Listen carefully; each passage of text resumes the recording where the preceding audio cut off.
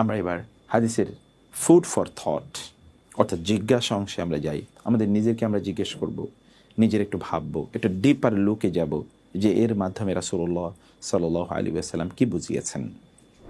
Food for থটে আমাদের প্রথম অংশ হচ্ছে উমিরতু আন উকাতিলান নাসা হাত্তা ইয়াশহাদু আল্লা ইলাহা ইল্লাল্লাহ ওয়া আন্না মুহাম্মাদার রাসূলুল্লাহ ওয়া ইউকিমুস সালাহ ওয়া ইউতুজ যাকাহ।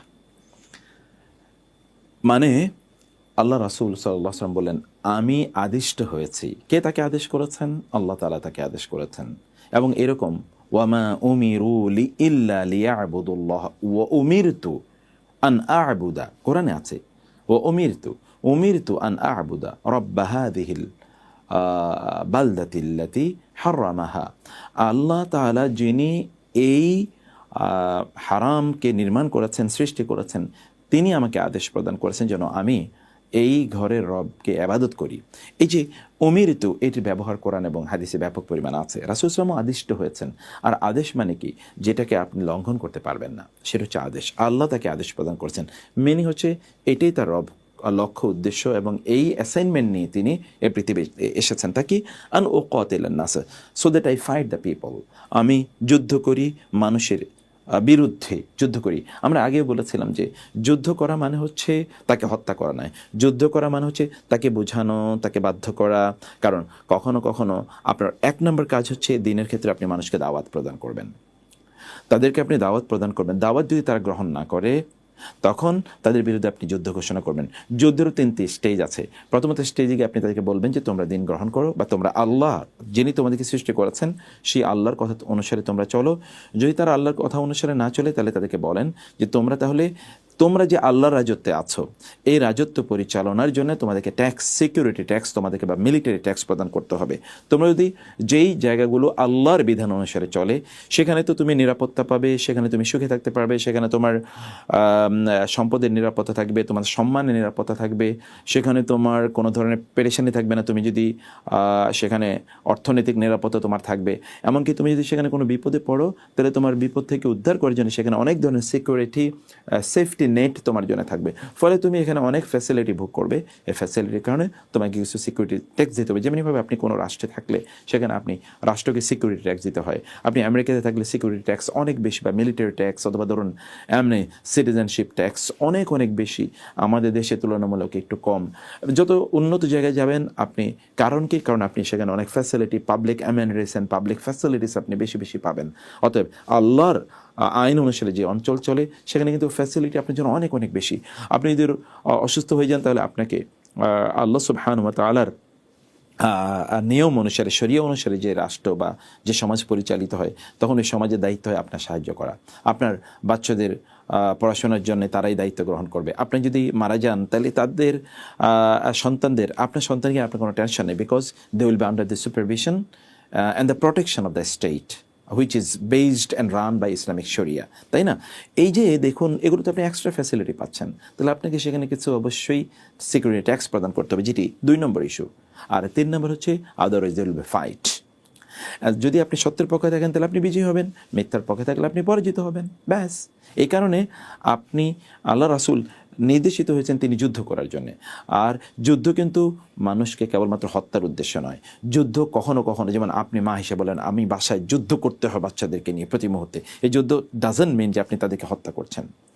আবার আপনি বলেন যে আপনার চাকরির ক্ষেত্রে আপনাকে যুদ্ধ করতে হয়, আপনার প্রতিষ্ঠান পরিচালনা করার জন্য আপনাকে প্রতি মুহূর্তে যুদ্ধ করে চলতে হয়। এই যুদ্ধ করা মানে কি? আপনার স্বামীর সাথে যুদ্ধ করতে হয়, আপনার স্ত্রীর সাথে যুদ্ধ করতে হয়, সন্তানদের সাথে যুদ্ধ করতে হয়, পিতামাতার সাথে যুদ্ধ করতে হয়, আত্মীয় স্বজনের সাথে আমার যুদ্ধ চলেই। এটা মানে কি? ইট ডাজন্ট মিন যে আপনি তাদেরকে হত্যা করতে চান। এর মানে হচ্ছে আপনি একটা নির্দিষ্ট বিধিবিধানের মধ্যে তাদেরকে পরিচালনা করতে চান। এই যুদ্ধের কথাই আল্লাহ রাসূল সাল্লাল্লাহু আলাইহি ওয়াসাল্লামকে আল্লাহ তাআলা নির্দেশ প্রদান করেছেন। এখন কেন তিনি কিসের জন্য যুদ্ধ করবেন? অবজেক্টিভ কি, লক্ষ্য কি? আমরা দুনিয়াতে যুদ্ধ করি কেন, আর আল্লাহ রাসূলকে কেন যুদ্ধ করতে বলা হয়েছে? সেটা হচ্ছে আশহাদু আল্লা ইলাহা ইল্লাল্লাহ বলার জন্য। সত্যি করতে আশহাদু আল্লা ইলাহা ইল্লাল্লাহই তো মূল, তাই না?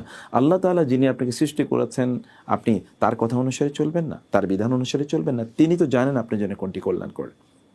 ফলে তিনি কল্যাণের বিধানই আপনাকে প্রদান করেন। আর আপনাকে কল্যাণ থেকে বের করে নিয়ে আসার জন্যে আর আপনাকে কল্যাণ থেকে বের করে দেওয়ার জন্যেই মূলত এই পৃথিবীতে শয়তান এবং শয়তানের চেলা চামুণ্ডরা তারা বিভিন্ন ধরনের কার্যকলাপ তারা করে থাকে। ফলে আপনাকে আল্লাহ তাআলার বিধানের মধ্যে নিয়ে আসার জন্যেই বা আল্লাহর যে উদ্দেশ্যে তিনি সৃষ্টি করেছেন, ওয়ামা খালাকতুল জিন্না ওয়াল ইনসা ইল্লা লিয়াবুদুন, আমি জিন এবং মানুষকে সৃষ্টি করেছি কেবলই আমার ইবাদত করার জন্যে। এই বিষয়ে কিন্তু আপনি তখন নিশ্চিত থাকবেন।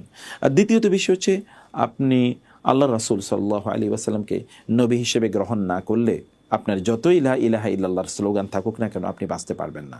কারণ মুহাম্মদুর রাসূলুল্লাহ আল্লাহ সুবহানাহু ওয়া তাআলার মেসেঞ্জার।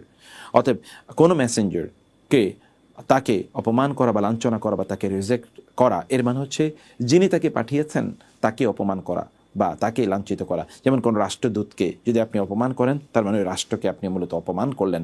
কোনো দেশে রাষ্ট্রদূতকে ডেকে সেখানে কোনো কিছু জানানো হয়, তার মানে হচ্ছে রাষ্ট্রদূতের মাধ্যমেই সে রাষ্ট্রের কাছে এই সংবাদটি পাঠানো হয়। আর মেসেঞ্জাররা বা নবী রাসূলরা আল্লাহর পক্ষ থেকে দূত, অতএব তাদেরকে মেনে নেওয়া মানে হচ্ছে আল্লাহকে মেনে নেওয়া, যেটি আল্লাহ সুবহানাহু ওয়া তাআলা বলেছেন, কুল ইন কুনতুম তুহিব্বুনাল্লাহ ফাত্তাবিউনি। হে নবী, আপনি তাদেরকে বলে দিন, তোমরা যদি আল্লাহর দাবি, আল্লাহকে ভালোবাসার দাবিতে সত্যবাদী হও, তাহলে আমাকে অনুসরণ করো। আমার আনুগত্যের মাধ্যমেই তোমরা প্রমাণ করবে যে তোমরা আল্লাহ তাআলার ভালোবাসার পাত্র বা তোমরা আল্লাহকে ভালোবাসো। রাসূলকে অবশ্যই অস্বীকার করে কেউ মুসলিম হতে পারে না। রাসূলের আগমনের পর প্রত্যেককেই তার প্রতি বিশ্বাস স্থাপন করতেই হবে। তিনি সর্বশেষ নবী, তারপরে আর কোনো নবী আসবে না, এই বিশ্বাস আপনাকে লালন করতে হবে।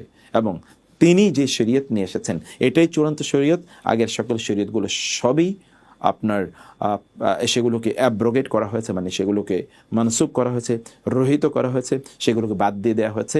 এরপরে ওই সকল শরীয়ত কোনোটাই অ্যাপ্লাই করা যাবে না। ফলে একমাত্র আল্লাহ তাআলা দেয়া লেটেস্ট এডিশন অফ দি শরিয়া অফ আল্লাহ ইজ ইসলাম।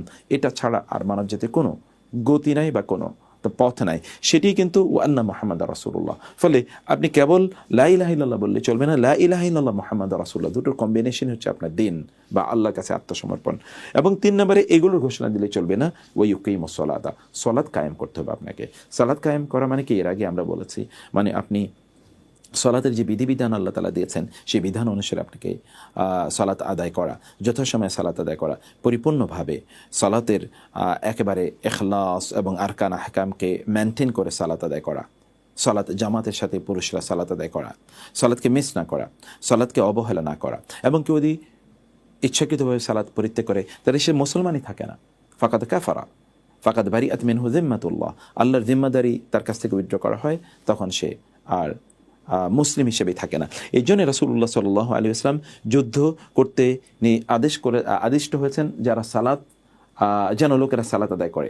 এবং রাসূলুল্লাহ সাল্লাম যেই সমাজে প্রতিষ্ঠা করেছেন এই সমাজে কেউ নামাজ পড়বে না এটা ভাবতেই পারে না, মানে ওইখানে কেউ নামাজ পড়বে না, এমনকি যেখানে লোকেরা জামাতে উপস্থিত হবে না এটাও কেউ চিন্তা করতে পারে না। সাহাবায়ে কেরামরা মনে করতেন কেউ জামাতে আসে না মানে হচ্ছে এই লোকটা মনে হয় মুনাফিক।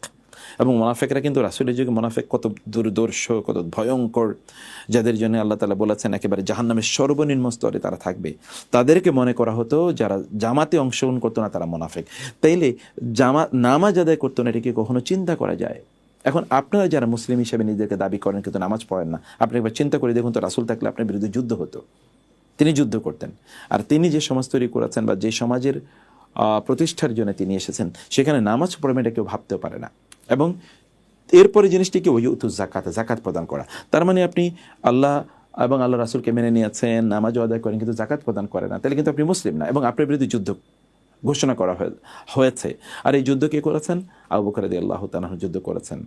রাসূলুল্লাহ সাল্লাল্লাহু আলাইহি ওয়াসাল্লাম ইন্তেকাল করলেন, একদল লোক তারা আবু বকরের কাছে যাকাত দিতে অস্বীকার করলো, যাকাতকে কিন্তু অস্বীকার করেনি, তারা বলেছে আবু বকরের কাছে তারা দেবে না রাদিয়াল্লাহু তাআলা আনহু। আবু বকর রাদিয়াল্লাহু তাআলা তাদের বিরুদ্ধে যুদ্ধ করলেন, তাদেরকে বাধ্য করলেন যাকাত প্রদান করার জন্য, কারণ যাকাত আল্লাহ দেয়া বিধান, এটি 1 নম্বর কথা। অতএব যাকাতকে অস্বীকার করা মানে হচ্ছে আল্লাহ দেয়া বিধানকে আপনি অস্বীকার করেন, আল্লাহর দেয়া বিধানকে অস্বীকার করা মানে হচ্ছে আল্লাহকে অস্বীকার করা, এবং এতে লোকেরা কাফের হয়ে যাচ্ছে। এই জন্যে আবু বকর রাদিয়াল্লাহু তাআলা আনহু বলেছেন আমি তাদের বিরুদ্ধে যুদ্ধ করব, যে মান ফাররাকা বাইনা সলাতি ওয়াজ যাকাতি, নামাজ পড়ছে কিন্তু যাকাত দিচ্ছে না, তাদেরকে বাধ্য করা হয়েছে এবং আবু বকরের কাছে যাকাত দিতে বাধ্য করা হয়েছে। যাকাত দেওয়ার ক্ষেত্রে আপনাকে পরিপূর্ণভাবে হিসাব করে, ক্যালকুলেশন করে স্বচ্ছতার সাথে যাকাত প্রদান করতে হবে। এটি কোনো থোক বরাদ্দের নাম নয়। যাকাত আল্লাহর সম্পত্তি, এর মধ্যে আল্লাহর দেয়া হিস্সা। অতএব এটি আপনার সম্পদ নয়, আল্লাহ তাআলা অনুগ্রহ করে আপনাকে এটা ট্রাস্টি বানিয়েছেন, আপনি তার আমানতদার।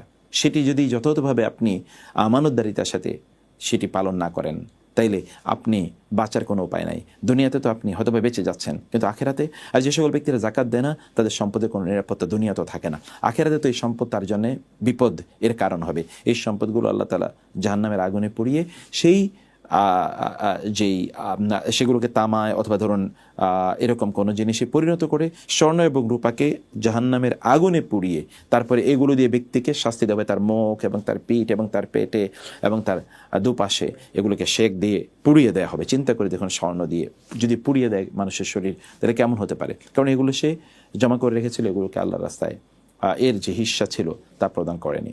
ফলে আপনি জাকাত প্রদান করুন। জাকাতের ক্ষেত্রে কোনো ধরনের তাল বাহানা করবেন না, কোনো অজুহাত তৈরি করবেন না। আমি সম্পদ উপার্জন করেছি, আমি কেন, আমি তো ট্যাক্স দিই, আমি জাকাত দেবো কেন?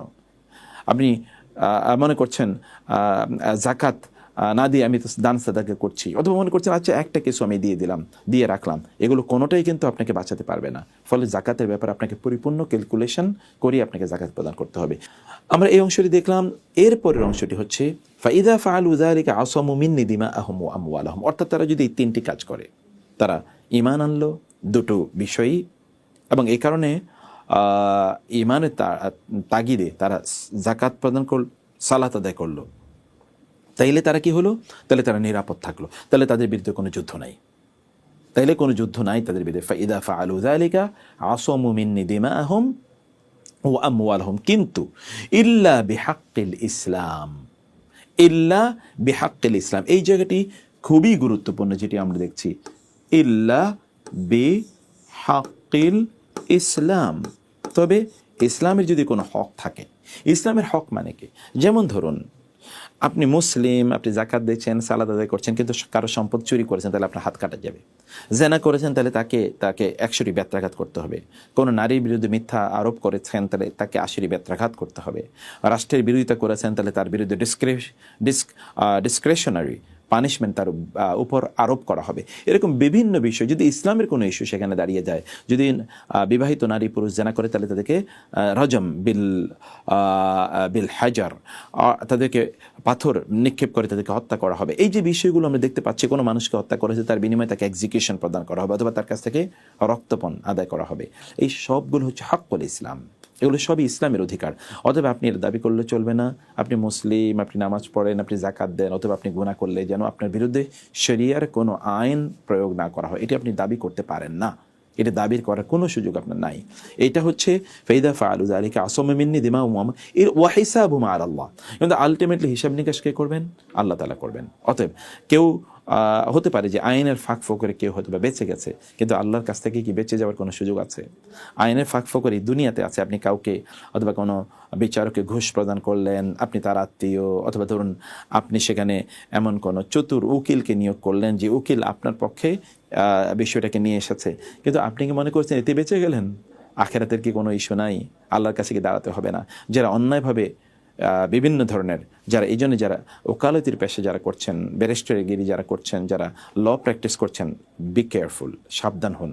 আপনি হয়তোবা হারাম কোনো জিনিসকে প্রতিষ্ঠা করছেন, আপনি হয়তোবা অন্যায় করে যাচ্ছেন, আপনি হয়তোবা মানুষকে আপনার চল চাতুরির মাধ্যমে আপনি মানুষকে হয়তোবা ছল চাতুরির মাধ্যমে আপনি মানুষকে হয়তোবা ঠকাচ্ছেন, অথবা আপনি সেখানকে এস্টাবলিশমেন্ট অথবা যেন জুডিশিয়ারির সাথে একটা রিলেশন তৈরি করে আপনি মিথ্যা একটা রায় নিয়ে নিচ্ছেন আপনার পক্ষে অথবা আপনার ক্লায়েন্টের পক্ষে।